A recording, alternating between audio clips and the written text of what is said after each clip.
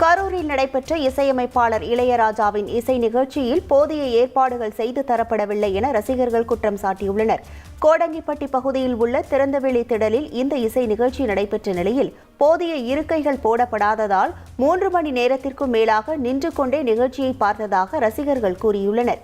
குடிநீர் ஏற்பாடுகள் முறையாக செய்து தரப்படவில்லை என்றும் ரசிகர்கள் குற்றம் சாட்டிய நிலையில் ரசிகர் ஒருவர் கோபத்தில் டிக்கெட்டை கிழித்தெறிந்தார்.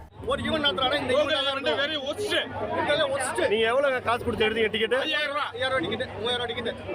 5000 டிக்கெட். எடுத்து வேஸ்ட் போய். நீங்க எத்தனை எடுத்தீங்க? அவங்க தான் இங்க போன்னு சொன்னாங்க. அங்க போனோம். அங்க போனா போலீஸ் விட மாட்டேங்கிறாங்க. பாட்டு போன் பண்ண உட்கார்றதுக்கு சேரே இல்ல, வேற எதுவும் இல்லைன்னா கூட பரவாயில்ல, அங்க நிக்கிறதுக்கு கூட இடம் இல்ல.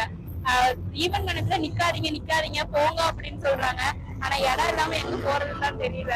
அதனால கிளம்பிட்டோம். சேர் கெப்பாசிட்டி சுத்தமா இல்லைங்க. அதான் சொல்றேங்க, 1000 பேருக்கு சேர் போட்டிருக்காங்க, 5000 டிக்கெட் வித்துருக்காங்க. சரிங்களா? ஸோ அதான் வந்து அந்த கேட்டகரிக்கு 1000 சேர்ஸ்னா 1000 டிக்கெட்ஸ் மட்டும் வைங்க. 1000 சேர்ஸ் போட்டு 5000 டிக்கெட் விற்காதீங்க.